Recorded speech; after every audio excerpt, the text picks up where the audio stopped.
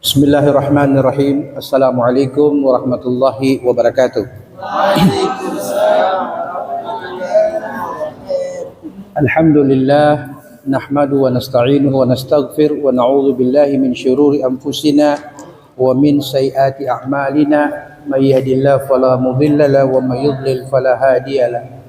Asyhadu an la ilaha illallah wahdahu la syarika lah wa asyhadu anna Muhammadan 'abduhu wa rasuluhu wa la nabiyya ba'da. Allahumma salli wa sallim wa karrim wa 'azzim wa syarrif ala sayyidina Muhammad ibn Abdillah wa ala alihi wa sahbihi wa mawala. Allahumma rzuqna fahman nabiyyin wa hifdzal mursalin wa ilhamal malaikatil muqarrabin. Allahumma zidna ilman nafi'an warzuqna fahman wasi'an. Rabbi shrah li sadri wa yassir li amri wahlul 'uqdatam min lisani yafqahu qawli. Rabbi saddid lisani wahdi qalbi bihaqqi sayyidina Muhammadin sallallahu alaihi wasallam. Amma ba'd. Adik-adik yang saya cintai, yang hari ini alhamdulillah saya lihat bertambah ya. Ini ada kenaikan jumlah. Kalau minggu yang lalu, 2 minggu yang lalu ada pengurangan jumlah. Nah ini alhamdulillah ada kenaikan jumlah. Harapan kakak-kakak, harapan ustadz, kalian kalau bisa ajak juga teman-teman lain ya. Karena apa? Ini kegiatan ini insya Allah akan berkelanjutan terus. Kalian kan sudah paham, sudah merasakan manfaat atau ternyata belajar di madrasah Laskar Nabawi ini banyak manfaatnya. Ada hal-hal yang adik-adik belum tahu, dengan ikut di Madrasah Nabawi ini, oh jadi tahu, gitu. Ini yang penting. Kenapa adik-adik mesti belajar tentang hukum-hukum dan ajaran-ajaran Islam? Coba kasih jawaban sama Ustaz. Siapa yang tahu? Kenapa adik-adik mesti belajar agama dan hukum-hukum Islam? Coba. Adik-adik tahu kenapa? Ya, adik-adik harus belajar agama dan hukum Islam. Pertama, adik-adik sebagai seorang muslim dan muslimah. Itu yang pertama. Yang kedua, adik-adik ini sudah banyak yang akil balik. Artinya, kalau sudah akil balik, sudah wajib dan berdosa bila tidak mengerjakan perintah-perintah agama. Seperti apa contohnya? Sholat 5 waktu, apalagi puasa di bulan Ramadan, apalagi mengeluarkan zakat ketika mempunyai kelebihan, apalagi mengerjakan haji ketika ada kemampuan, apalagi meninggalkan apa-apa yang Allah haramkan. Seperti contohnya apa? Yang Allah haramkan, laki-laki perempuan yang bukan mahram berdua-duaan di tempat-tempat yang sunyi. Nah, kalian ini kalau lakukan itu sudah jatuh hukum haram. Apa itu artinya haram? Sesuatu yang bila dikerjakan dapat dosa, bila ditinggalkan dapat pahala. Bisa dipahami nih? Nah, berikut. Sekarang materi kita hari ini berkaitan dengan 5 hukum dalam Islam. Catat, 5 hukum dalam Islam. Dalam kurung panca hukum. Ya, 5 hukum dalam Islam. Dalam kurung panca hukum. Panca dalam bahasa Sanskerta apa artinya? Panca artinya 5. Jadi panca hukum, 5 hukum. Coba apa yang ditulis tadi? 5 hukum dalam Islam. Dalam kurung panca hukum. Apa saja 5 hukum yang dimaksud itu? Pertama, disebut dengan fardu atau wajib. Fardu dalam garis kurung garis miring atau dalam kurung wajib. Wajah Ini ada, berarti dia ada mengantuk dia ini datang kemari. Apa itu artinya? Yang pertama apa tadi? Fardu dalam kurung wajib.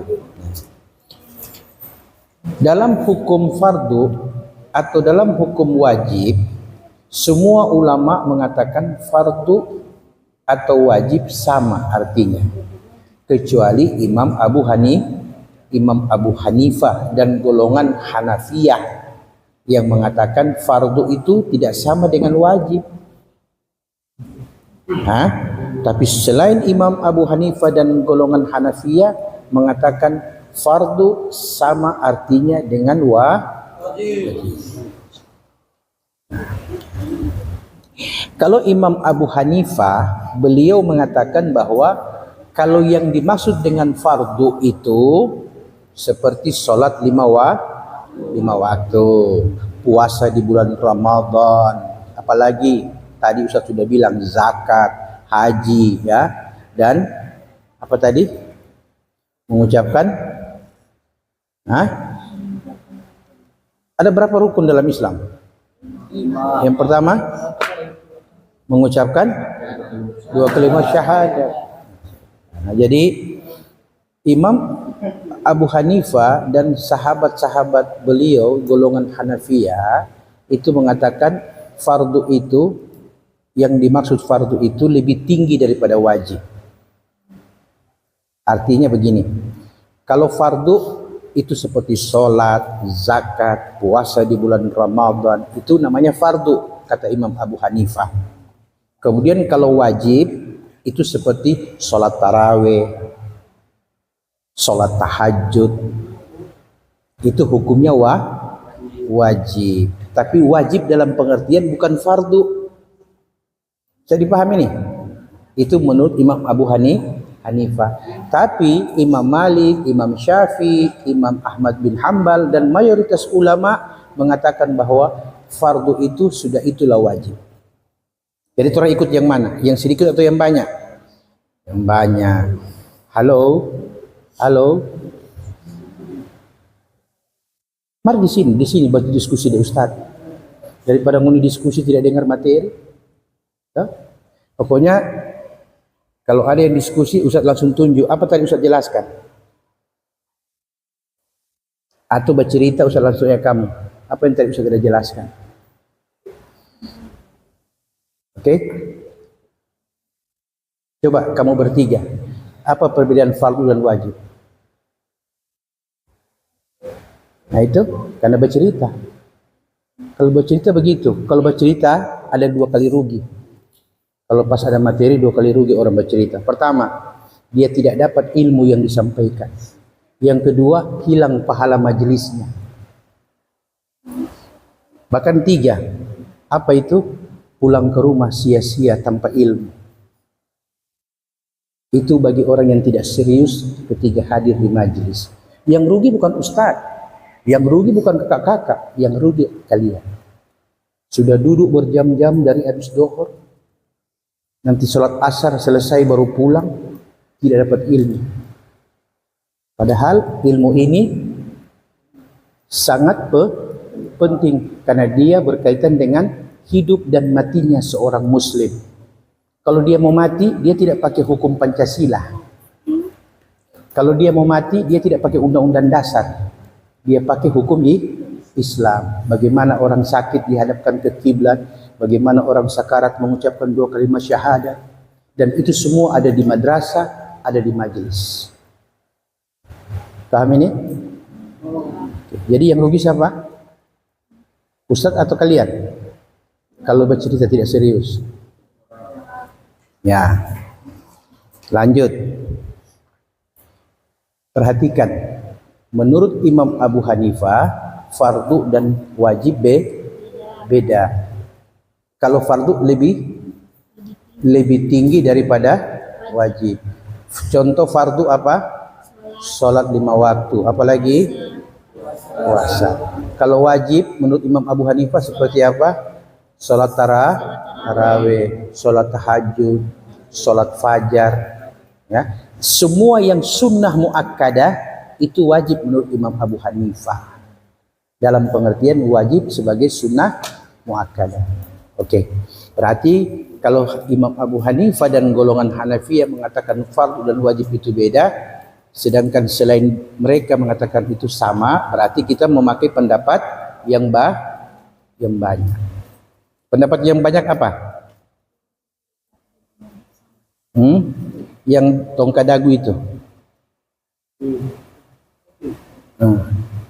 Pendapat yang wajib yang banyak apa?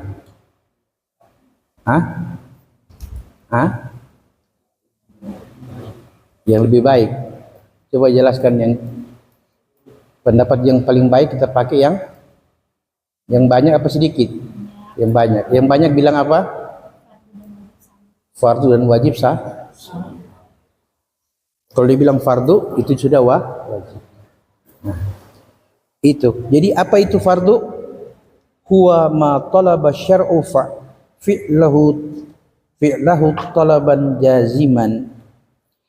Yang dimaksud dengan fardu itu adalah tuntutan syariat agar supaya orang wajib atau harus melakukannya sebagai sesuatu yang mesti. Coba ulangi. Huwa ma talaba syar'u fi'lahu talaban jaziman. Artinya fardu itu adalah tuntutan syariat agar dilaksanakan sebagai satu kewajiban. Itu yang dimaksud dengan fardu atau suatu keharusan. Wa yatarattabu ala fi'lihi thawab. Orang yang melaksanakannya secara rutin, maka dia akan mendapatkan pahala. Maksudnya rutin begini. Salat duhur wajib tidak? Wajib. Salat asar? Wajib. Besok ada salat duhur tidak? Lusa ada salat duhur tidak? DP besok lagi? Terus sampai kapan? Sampai mati. Sampai mati kewajiban sholat tidak boleh ditinggal. Puasa. Tahun depan ada tidak puasa? Tahun berikutnya? Berikutnya? Sampai kapan?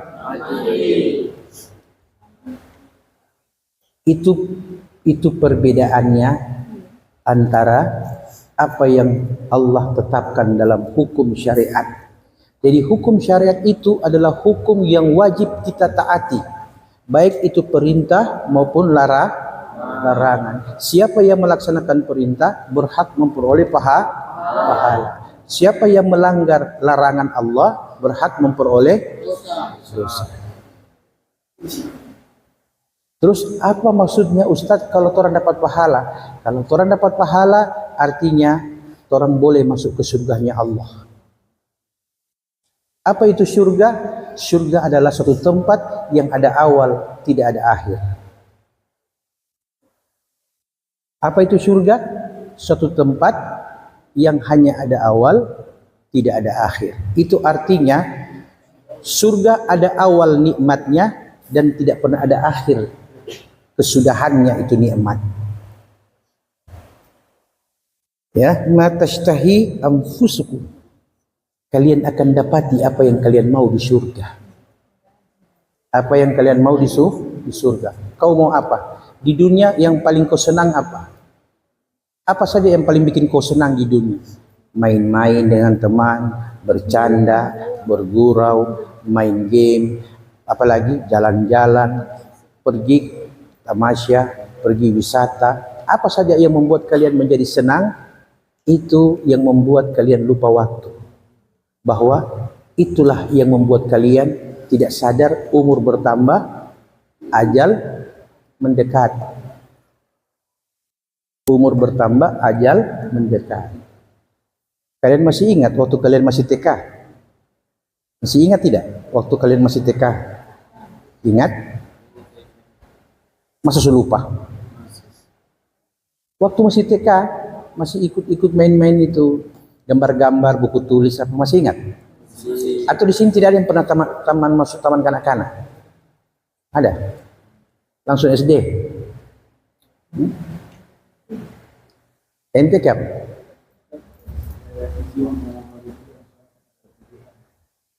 Ada apa? Kau lapor sama kakak yang di belakang.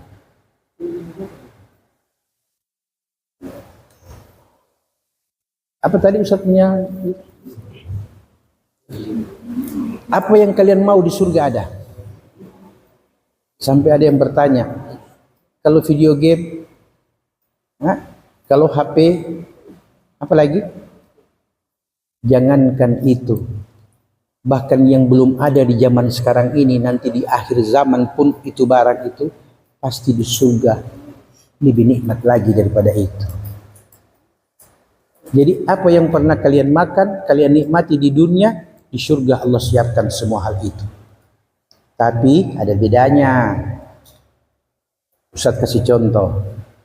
Ketika kalian makan buah apel, buah anggur, makan boba, apalagi Kentucky Fried Chicken, apalagi apa tuh ini donat yang McDonald, apalagi Jeko apalagi semua yang membuat kalian suka dan senang memakannya itu pasti ada di surga. Kenapa Ustaz bilang ada di surga? Karena Allah ingin nikmat yang kalian dapat di dunia supaya kalian tahu di surga tidak ada yang menyamainya, sekalipun itu luar biasa di dunia. Supaya luar biasa. Kalau misalnya Allah kasih di surga sesuatu yang tidak pernah kalian lihat di muka bumi, maka pasti kalian akan bilang, ini kalau cuma ada di dunia tentu orang rasa. Tapi tidak ada, berarti ya. Kapan orang tahu enak makan durian? Kapan dia mulai tahu ternyata durian itu enak? Kapan? Pada waktu pertama kali yang kedua, ketiga, keempat kali makan itu bukan lagi heran, tapi kecanduan. Kecanduan apanya? Kecanduan nikmatnya. Ya toh? Ada orang makan durian. Enak sekali di durian, karena baru pertama makan durian. Ternyata besok-besok ada musim, dia cari lagi durian. Ada lagi dia cari. Itu apa namanya itu? Yang 2, 3, 4 kali apa namanya? Sudah kecanduan. Kecanduan apa? Nikmatnya itu durian. Nah, di surga nikmat ini tidak pernah kalian bayangkan seperti apa nikmatnya. Dia kata Nabi, la khatar fi qalbil bashar. Jangankan kalian rasa, terlintas di hati dan di pikiran pun tidak pernah kalian bayangkan itu nikmat. Di sana ada durian. Di surga ada buah apel, tapi tidak akan pernah sama dengan apa yang kalian makan di muka bumi. Itu disebut dengan nikmat sempurna. Dan beda pertama, beda kedua. Kalian makan di dunia ini pasti ada awal, ada akhir. Di surga hanya ada awal, tidak ada akhir. Apa itu artinya? Di surga tidak ada orang buang kotoran. Di surga tidak ada orang buang kencing. Di surga tidak ada orang buang ludah. Di surga tidak ada tai mata, tai telinga, tai gigi, dan semua yang berbau kotoran. Setiap kali dia makan, nikmat dia rasakan, hanya ada awal, tidak ada akhir. Itulah disebut dengan nikmat yang sempurna. Bayangkan nikmat yang begitu besar Allah janjikan kepada orang Islam yang mau sholat, mau puasa, mau taat. Padahal tidak susah itu sholat 5 waktu. Apa yang susah di sholat 5 waktu? Jawab. Apa yang susah di sholat 5 waktu? Tidak ada, hanya karena malas dan ingkar. Itu yang membuat dia tidak mau sholat. Paham? Nah, mari. Tadi itu surga. Sekarang mari kita lihat apa yang Allah ancamkan dalam neraka jahanam. Orang yang malas sholat, bukan dia tidak mau sholat, cuma memang dia membangkang tidak mau sholat. Dan dibantu dengan sifat malas, maka cukuplah itu sebagai alasan untuk tidak mau sholat. Oke? Kata Allah dalam Al-Quran, seorang muslim dan muslimah sholat 5 waktu, maka ketahuilah di neraka ada awal sama dengan di surga tidak ada akhir. Kalau kalian pernah merasakan sakit bisul, oke, jangankan bilang jangankan bilang orang petangan, sampai orang mau duduk badekat orang curiga. Bajau, jangan tasonto. Kenapa? Saking sakitnya itu bisul. Ada orang sakit perut, biar ada makan makanan yang enak-enak yang paling dia suka. Tidak ada orang sakit perut mau menikmati makanan yang enak. Jangankan bilang itu sakit perut, demam tinggi saja, biar air tawar pun jadi pahit. Semua makanan jadi satu rasa, pahit, karena demam. Itu baru siksaan yang ada obatnya. Pergi di toko, minum paracetamol, demam turun, kembali nikmat. Bisul, beli obat anti infeksi, letakkan, minum obat penghilang sakit, berkurang sakitnya, bahkan bisa sembuh di dunia. Tapi di akhirat hanya ada awal, tidak ada akhir. Sekali dapat bisul, kau jangan bermimpi bisul itu akan berakhir dari tubuhmu, kata Allah dalam Al-Quran. Sekali engkau dihukum oleh Allah dengan cambuk api neraka, maka itu hanya ada awal, tidak ada akhir. Jangan Anda bayangkan bahwa ada akhir, tidak. Kalau disakit di dunia, masih ada orang tua yang datang lihat. Kalau derita di dunia, masih ada teman dan sahabat yang bisa menolong.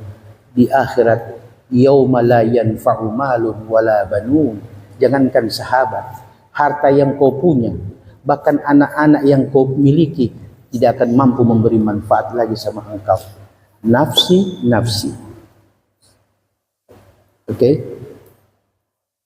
Semua sudah pernah toh merasakan namanya sakit? Sakit ringan sampai sakit lumayan toh? Menderita tidak? Tapi kemudian setelah sembuh apa yang terjadi? Apa yang terjadi setelah sembuh? Setelah sembuh jadi sehat. Setelah sehat dia beraktivitas. Itu masih di dunia. Di akhirat hanya ada 2 pilihan. Mau siksa tanpa akhir atau mau bahagia dan nikmat tanpa akhir. Di madrasah ini kalian diajari, di madrasah Nabawi ini kalian diberitahu bagaimana agar kalian pandai memilih supaya surga sebagai tempat akhir kalian. Di dunia kalian bisa bahagia dan bersenang-senang. Di akhirat hanya ada 2 pilihan, sengsara atau nikmat. Maka hati-hati, jangan kalian anggap usia remaja itu panjang umur. Karena sekarang ya, bukan Ustaz bikin takut-takut. Sekarang anak-anak usia 10 tahun ke atas sudah kena diabetes, penyakit gula. Padahal penyakit diabetes ini di zaman dahulu, zaman Ustaz punya orang tua dari Ustaz, itu nanti orang usia 50 tahun baru kena itu diabetes. Sekarang Ustaz kaget, berita dari WHO, dari UNICEF, di negara-negara maju dan negara-negara berkembang, Indonesia negara berkembang, penyakit diabetes mellitus sudah menyerang anak-anak remaja. Kenapa? Setelah diteliti oleh para ahli, karena anak-anak remaja masa sekarang senang itu cemilan. Beli-beli itu makanan-makanan yang gampang-gampang, snack-snack. Mereka tidak sadar makanan-makanan itu mereka menggunakan, disebut dengan gula. Ada 3 macam gula. Gula buatan namanya pemanis. Gula alami itu dari buah-buahan. Dan gula perasan seperti dari tebu dan sebagainya. Nah, 3 ini bila dikonsumsi dalam jangka waktu panjang, jangan kaget tiba-tiba ada luka sudah tidak bisa sembuh. Kenapa ada luka tidak bisa sembuh, Ustaz? Oh, dokter bilang ini karena kadar gula tinggi. Nah, kalau sudah kadar gula tinggi, banyak sudah contoh. Orang yang dipotong kakinya, orang yang dipotong tangannya. Kenapa? karena luka itu dia menjalar. Kalau tidak dipotong, maka satu tubuh akan habis dimakan oleh luka. Jadi adik-adik remaja lebih baik ada uang, ya. Kalian kalau suka makan tidak usah makan tuh yang macam-macam itu. Memang sedap, enak. Tinggal krek, nyam nyam nyam nyam nyam. Nikmat sesaat, membawa sengsara sepanjang hidup. Jadi ada uang lebih bagus apa? Hemat. Hemat artinya boleh kita sekali-sekali beli, tapi jangan menjadi kebiasaan. Coba perhatikan di rumah sakit sekarang. Kalau dulu yang paling banyak menginap di rumah sakit orang tua-tua, sekarang anak-anak remaja paling banyak. Dengan kasus-kasus yang hampir mirip.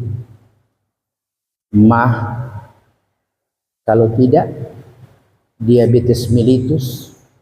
Ini penyakit orang-orang tua ini sudah ada sama anak-anak remaja. Itu artinya apa? Artinya orang tua diberi panjang umur, banyak menikmati dunia. Remaja diberi umur yang pendek. Kenapa diberi umur yang pendek? Karena mereka banyak melalaikan waktu yang ada. Mencari kesenangan sesaat, lupa ancaman di kemudian hari. Oke, biar kalian mau minta tolong sama siapa lagi? Kalau itu kaki semua amputasi, biar orang tua harta kaya, banyak uang, tidak bisa. Jadi ilmu golojo mesti kasih sekaluan. Itu kalau sebegitu, betul tidak? Yang snack-snack itu hati-hati. Ada ustadz punya sepupu dari kecil dia hobi dengan tuh barang-barang itu, minum minuman kali, makan makanan snack. Akhirnya kalian tahu 19 tahun dia menderita, setiap saat harus cuci darah karena darahnya terkontaminasi dengan bahan-bahan kimia. Makanya disuruh puasa Senin Kemis, karena puasa Senin itu membuang kotoran, puasa Kemis membuang kotoran. 1 minggu 2 kali puasa sunnah, maka dalam 7 hari kalian makan minum non-stop, ada 2 hari untuk mencuci toksin. Apa itu? Racun-racun yang tidak bisa diurai oleh tubuh, dibuang melalui tinja. Paham? Itu yang pertama. Hukum wajib. Wajib adalah sesuatu yang tidak boleh ditinggalkan. Yang kedua, hukum wajib atau hukum fardu itu ada 2 macam. Ingat, catat baik-baik. Hukum wajib atau fardu itu ada 2 macam. Yang pertama disebut dengan fardu aini. Yang kedua disebut fardu kifai. Yang pertama apa? Fardu aini. Yang kedua fardu kifai. Yang biasa orang juga bilang fardu kifayah. Padahal yang benar itu adalah fardu kifai. Apa itu fardu aini? Fardu aini seperti puasa. Apa itu fardu kifai? Kalau sudah ada satu orang muslim yang kerjakan, maka yang lainnya tidak kena dosa. Contoh, di kampung ini ada orang meninggal, orang muslim, maka ada 1-2 orang muslim yang hidup yang wajib mengurus jenazahnya, dari mulai dimandikan, dikafankan, disolatkan hingga dikuburkan. Kalau itu sudah dilaksanakan oleh 2-3 orang, maka satu kampung tidak lagi berdosa. Tapi kalau orang muslim yang mati kemudian tidak ada yang urus, tidak ada yang mandikan, tidak ada yang kafani, tidak ada yang solati, tidak ada yang kuburkan, satu kampung orang Islam kena dosa. Itu yang disebut dengan fardu kifai. Kemudian fardu aini, yaitu sholat. Berarti fardu aini itu kewajiban bagi setiap muslim dan muslimah. Oke. Kalau fardu kifai cukup ada 1-2 orang yang laksanakan, maka yang lainnya terlepas.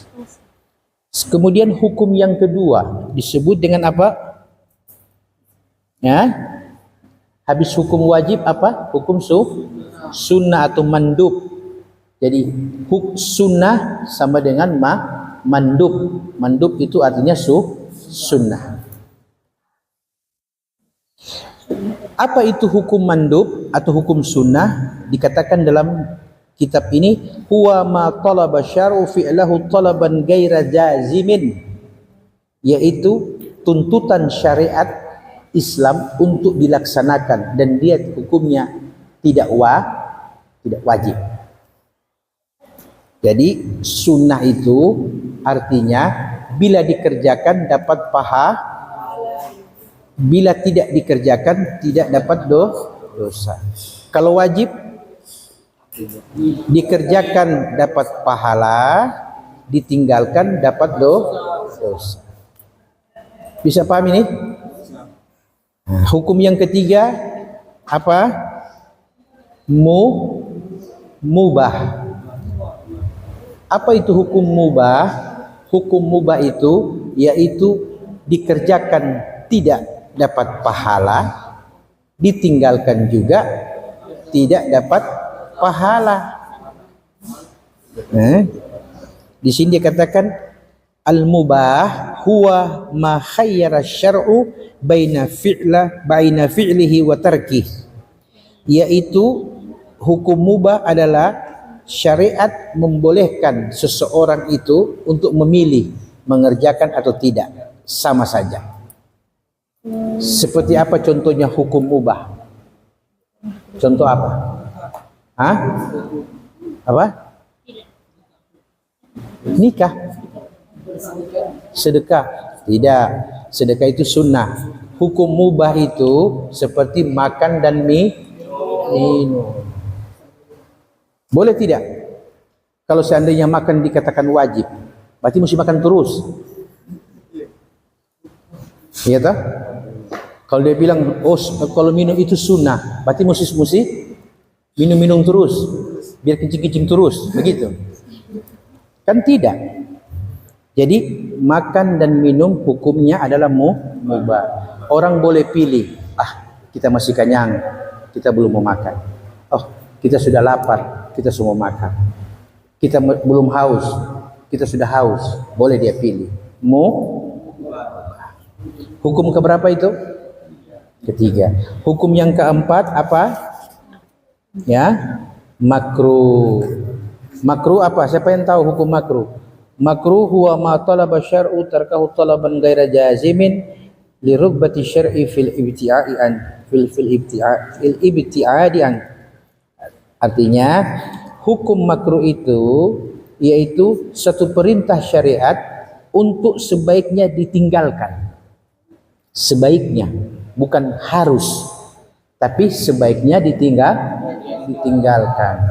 Jadi orang yang diberitahu bahwa ini makruh artinya bila dia meninggalkan dapat pahala.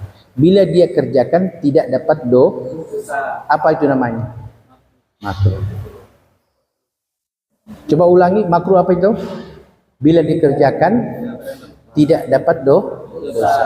Bila ditinggalkan dapat pahala. Beda dengan sunnah.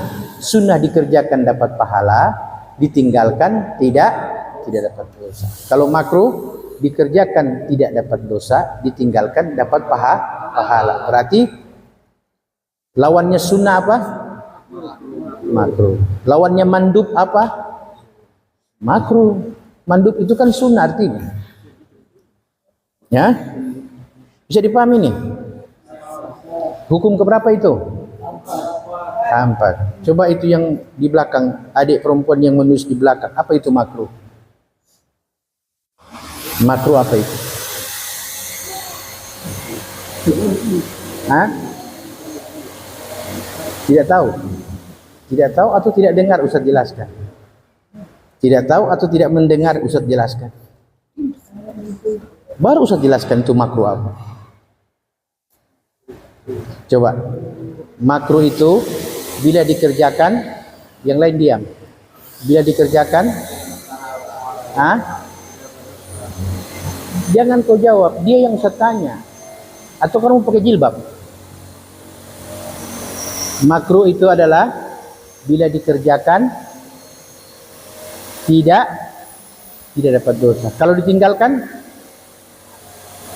dapat pahala. Itu makruh. Beda dengan sunnah. Kalau sunnah dikerjakan dapat pahala, ditinggalkan tidak dapat dosa. Itu hukum keberapa itu makruh? Sekarang hukum yang terakhir. Apa namanya? Hukum haram. Kenapa hukum haji? Hukum haram. Apa itu hukum haram? Siapa yang tahu? Dikerjakan dapat dosa, ditinggalkan dapat pahala. Ada beda dengan sunnah tidak?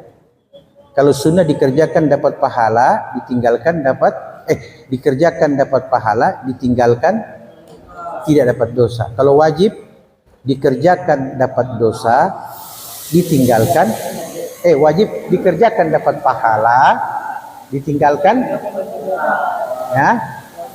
dapat dosa. Dia lawan apa? Lawan apa? Wajib lawan apa? Haram. Ulangi. Haram dikerjakan dapat dosa, ditinggalkan. Kalau wajib berarti wajib lawannya sunnah, lawannya yang tidak masuk di dua-dua itu apa namanya? Baking dengan nyanda, dua-duanya dapat pahala. Begitu saja, gampang mau ingat-ingat. Bisa dipaham? Ada pertanyaan? Tidak ada pertanyaan. Berarti setahu semua ini. Kalau setahu semua Ustaz tes satu-satu. So azan? Belum. Itu HP sebunyi. Orang kan buka ikut HP, ikut waktu. Kalau tuh HP salah setel,